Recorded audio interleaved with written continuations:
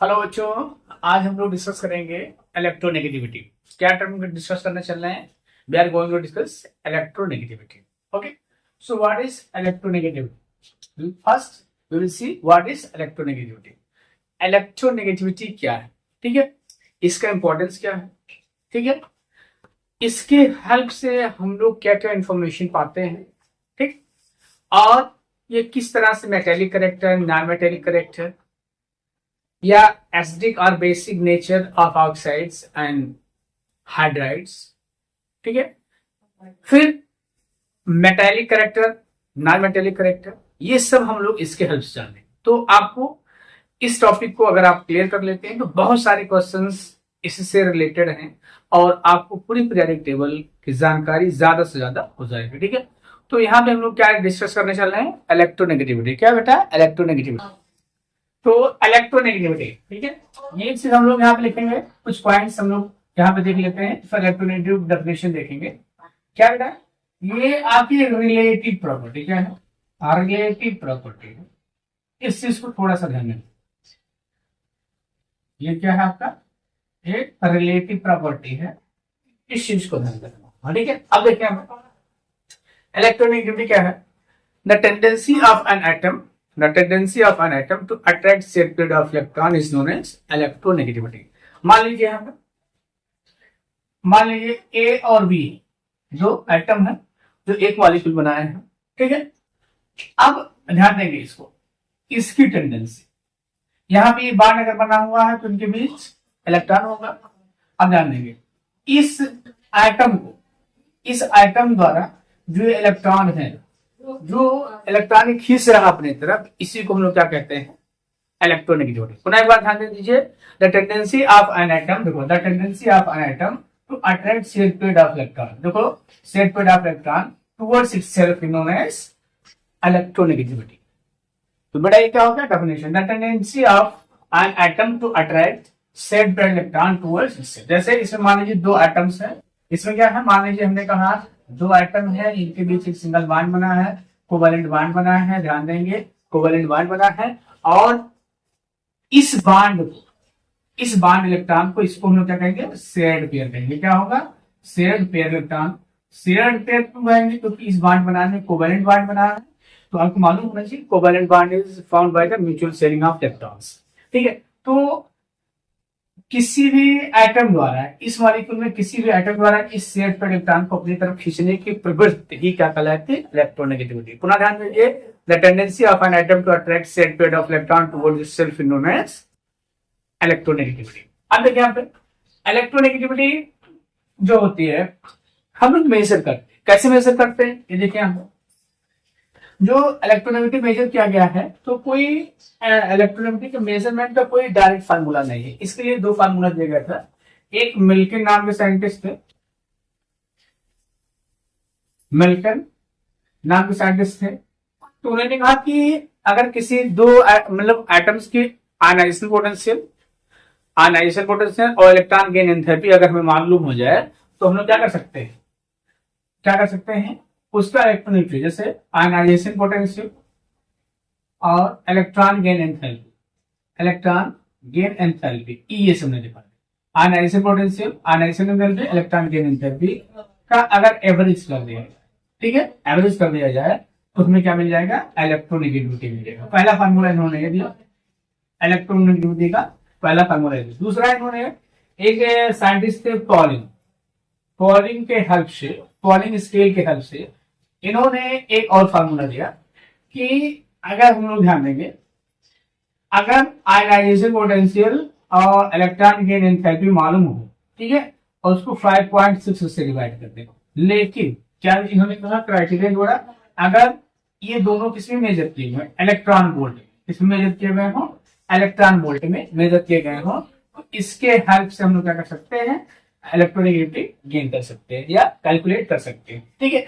अब देखिए यहाँ पे एक और फार्मूला दिया गया, इसमें कहा गया कि अगर इलेक्ट्रॉन गेन एंथैल्पी पर मोल किलो जूल पर मोल क्या हो, अगर हमें क्या मिल जाए, ठीक है, इसकी वैल्यू मिल जाए, लेकिन एक इसमें किलो कैलोरी पर मोल, क्या है? किलो कैलोरी पर मोल, किलो कैलोरी पर मोल हो, तो हम लोग क्या कर सकते हैं, देखो आई ई प्लस ई ए अपान 2 इंटू 62.5 से मल्टीप्लाई करते हैं, तो बेटी हम लोग क्या कैलकुलेट कर लेंगे, इलेक्ट्रोनेगेटिविटी यहाँ पे कैलकुलेट। हम लोगों ने 3 फार्मूलास देख लिए हैं, पुनः एक बार ध्यान दे दो। The tendency of an electron to attract set pair of electron is known as electronegativity, मतलब किसी एटम द्वारा साझेक इलेक्ट्रॉन को अपनी तरफ अट्रैक्ट करने की जो प्रवृत्ति होती है, साझेक इलेक्ट्रॉन को ध्यान देना,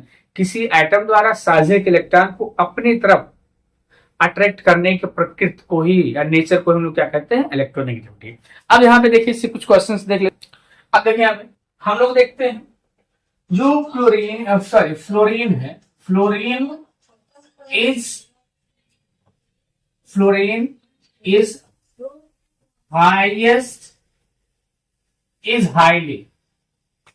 हाईली या हम लोग कह सकते हैं फ्लोरीन इलेक्ट्रोनेगेटिविटी इज हाईएस्ट, ऐसे लोग फ्लोरीन या फ्लोराइड कर दो, फ्लोराइड इलेक्ट्रोनेगेटिविटी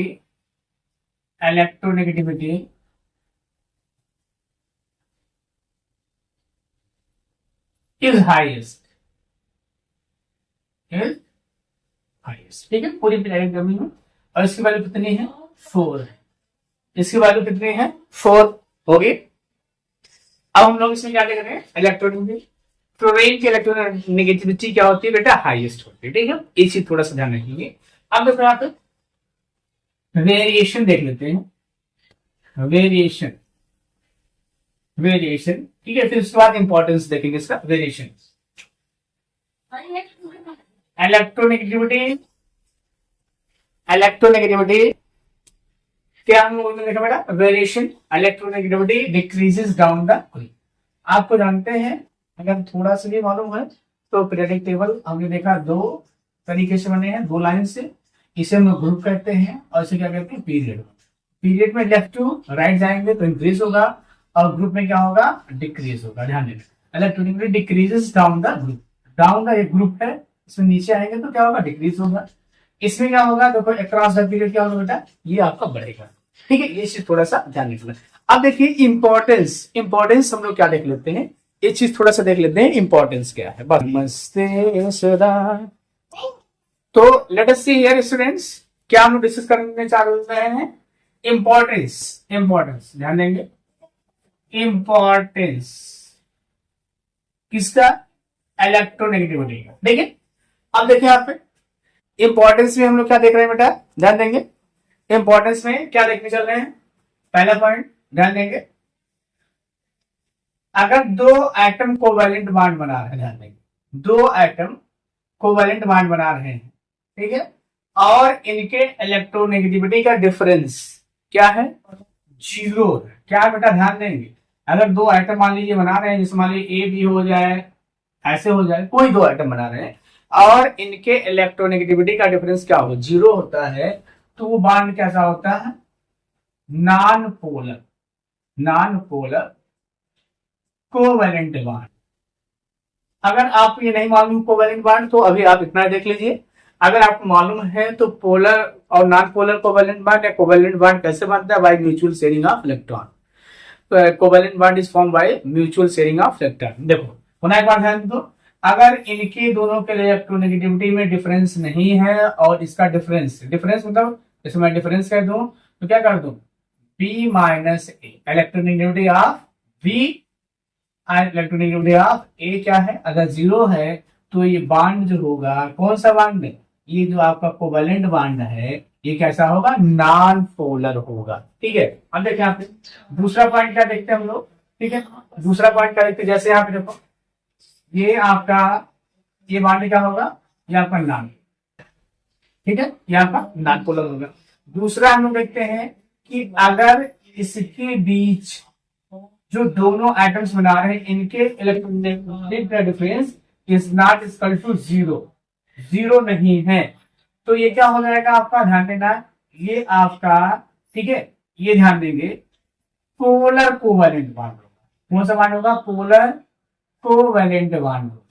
बात समझ आ गई, पोलर, नॉन पोलर और ये क्या हो गया। फिर देखो ध्यान दें यहाँ पे, अगर इनका डिफरेंस, ध्यान देंगे इनका डिफरेंस वाले ये दो बॉन्ड बन रहे हैं, इनके इलेक्ट्रोनेगेटिविटी जैसे डिफरेंस हमने यहाँ पे निकाला है, ये निकाला है electronegativity of A, electronegativity of B. अगर ये क्या हो मोर देन या ये इक्वल हो, ध्यान देंगे इक्वल हो 1.9 है, तो जो पोलर कंपाउंड है या जो कोवैलेंट कंपाउंड है, कोवैलेंट कंपाउंड ध्यान देंगे, covalent compound will be, covalent compound will be 50% ionic. ठीक है, आयनिक करेक्टर हो जाएगा, उसमें आयनिक करेक्टर हो जाएगा। अगर ये ध्यान देंगे फोर्थ पॉइंट हम लोग देख लेते हैं कि अगर इनका इलेक्ट्रोनेगेटिविटी का डिफरेंस मोर देन किससे है, मोर देन 1.9 से, मोर देन 1.9 से है, तो ये क्या हो जाएगा, इसमें जो आयनिक करेक्टर होगा, आयनिक character will be more than covalent character. क्या मतलब हो गया कि अभी देखो दो तीन चीजें हमको देखना है यहाँ पे। क्या देखना है कि इलेक्ट्रोनेगेटिविटी का डिफरेंस की बेसिस पे हम लोग कह सकते हैं कि ये बॉन्ड क्या होगा, कोवैलेंट है, पोलर कोवैलेंट है, आयनिक बॉन्ड है, और कितना परसेंट आयनिक बॉन्ड है। अब देखिए यहाँ पे एक फार्मूला हम लोग यूज कर सकते हैं आयनिक करेक्टर यूज करने के लिए। क्या यूज कर सकते हैं, देखो यहाँ पे आयनिक करेक्टर यूज करने के लिए हम लोग क्या यूज कर सकते हैं, सिस्टीन, देखो सिस्टीन, फिर यहाँ पे ध्यान देंगे एक फार्मूला जो हम लोग यूज कर सकते हैं, 16% ionic character, percent ionic character हम लोग कैलकुलेट कर सकते हैं। कैसे, 16 XA minus XB plus 3.5 XA minus XB whole square. इसके हिसाब से या इस फार्मूले के हिसाब से हम लोग किसी भी बॉन्ड के आयनिक करेक्टर कितना परसेंट वो आयनिक होगा, सबसे इंपॉर्टेंट कितना परसेंट वो बॉन्ड आयनिक होगा, एग्जैक्टली हम लोग इसको कैलकुलेट कर सकते हैं। अब देखिए यहाँ पे जहां भी ये XA क्या है, इलेक्ट्रोनेगेटिविटी किसकी, इलेक्ट्रोनेगेटिविटी XA क्या बेटा, देखो XA क्या होगा, electronegativity of atom A and XB क्या है, इलेक्ट्रोनेगेटिविटी ऑफ एटम B। ठीक है, अब कुछ और पॉइंट्स इसमें डिस्कस कर लेते हैं। अभी हमने क्या देखा कि इंपॉर्टेंस में देख रहे थे। ठीक है, अब देखिए ध्यान देना यहाँ पे, हाई इलेक्ट्रोनेगेटिविटी, इलेक्ट्रोनेगेटिविटी ऐसे लिख दे रहा हूं, हाई इलेक्ट्रोनेगेटिविटी नॉन मेटल क्या होगा, हाई इलेक्ट्रोनेगेटिविटी नॉन मेटल। अब देखो लो इलेक्ट्रोनेगेटिविटी मेटल। ठीक है, अब देखिए हमने क्या कहा कि हाई इलेक्ट्रोनेगेटिविटी होगा तो नॉन मेटल होगा। अब देखो मेटल्स के ऑक्साइड क्या होते हैं, ध्यान दें मेटल्स के, अगर इनके हम लोग ऑक्साइड ध्यान दें, तो ऑक्साइड ध्यान दें, तो मेटल अगर होगा, मेटल का ऑक्साइड या नॉन मेटल का ऑक्साइड जो भी हम लोग डिस्कस करते हैं, तो हम लोग क्या कह सकते हैं, metals oxides are basic in nature, basic in nature. ठीक है, ये देखो फिर क्या लिख सकते हैं, non metals oxide, non metals oxides are, non metals oxide are acidic in nature. क्या होते हैं, एसिडिक इन नेचर। अब देखिए ऐसे जिससे हमने कह दिया फीमेल ग्राफ देखो MgO Na2OAl2O3, ठीक है, और ध्यान देंगे CO2, ठीक है,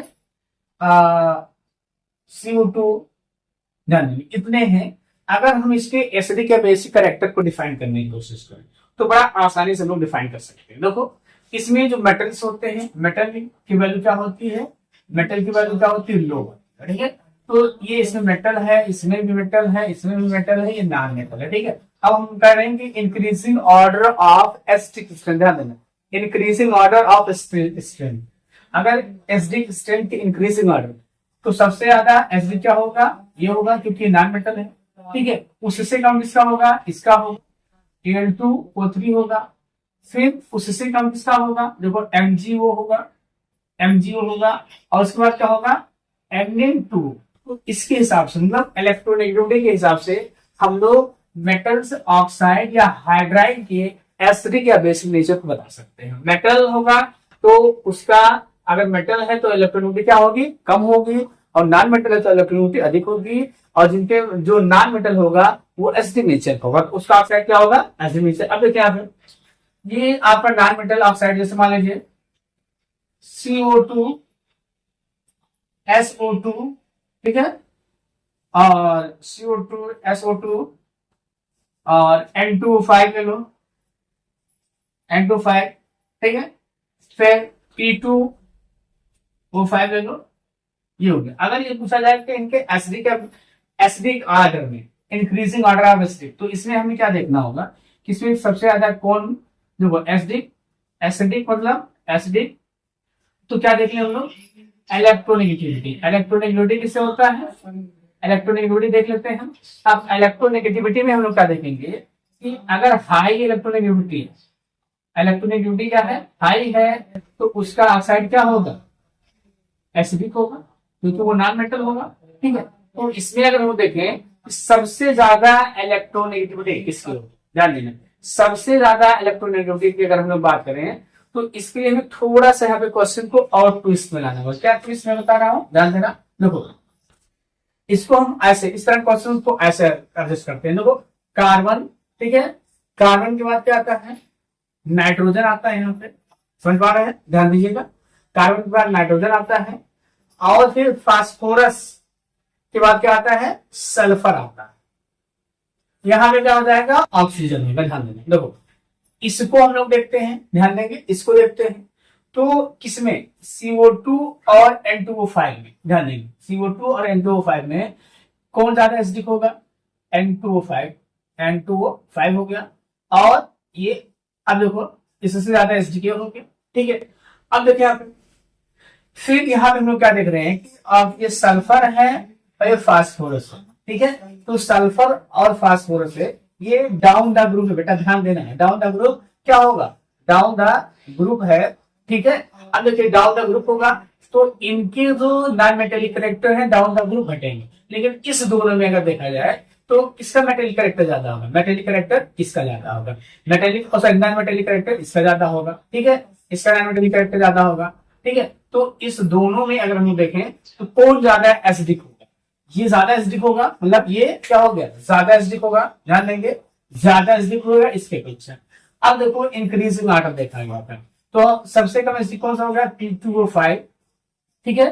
फिर क्या हो गया, ध्यान देंगे, SO2, फिर क्या हो गया, CO2, और फिर क्या हो गया, N2O5। तो increasing order of acidic character. इस तरह के बहुत सारे क्वेश्चन हम लोग सॉल्व कर सकते हैं अगर हमें एसिडिक करेक्टर के बारे में जानकारी मिल जाए, एसिडिक करेक्टर हम लोग सही तरीके से जान जाए, बहुत सारे क्वेश्चन इसके बारे में हम लोग सॉल्व कर सकते हैं, ठीक है। तो बस आज इतना ही, इस टॉपिक से इतना ही, फिर नेक्स्ट डे मैं आप लोगों के सामने किसी नेक्स्ट टॉपिक के साथ प्रेजेंट होऊंगा।